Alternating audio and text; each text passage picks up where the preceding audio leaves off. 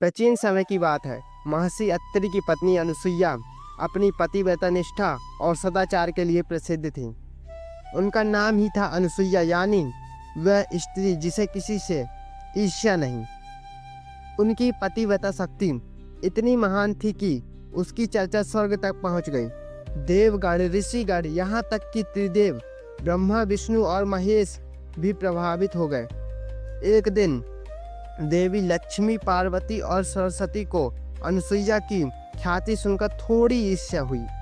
उन्होंने त्रिदेव से कहा कि एक बार उस स्त्री की परीक्षा लेनी चाहिए। त्रिदेव सहमत हुए और वह तीनों सन्यासी रूप में अनुसुईया के आश्रम पहुंचे। जब महर्षि अत्रि कहीं बाहर गए हुए थे, उन्होंने अनुसुईया से भिक्षा मांगी, पर एक अजीब शर्त रखी। हम भिक्षा तभी लेंगे जब तुम हमें निर्वस्त्र होकर भोजन कराओगे। यह बात सुनकर किसी भी स्त्री को दुविधा में डाल सकती थी। यदि वह मना करती तो अतिथि धर्म का उल्लंघन, यदि मानती तो अपनी लज्जा का। अनुसुईया शांत रही और उन्होंने अपनी पतिव्रता शक्ति से त्रिदेव को पहचान लिया। उन्होंने त्रिदेव को तुरंत रोते हुए शिशु बना दिया और फिर माँ की तरह उन्हें दूध पिलाकर भोजन कराया। इस प्रकार उन्होंने अतिथि धर्म भी निभाया और लज्जा की रक्षा भी की।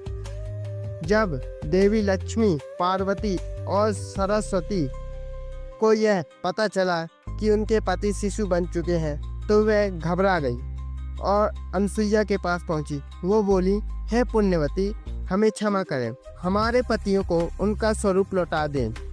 अनुसुईया मुस्कुराई और त्रिदेव को उनका असली रूप वापस दे दी।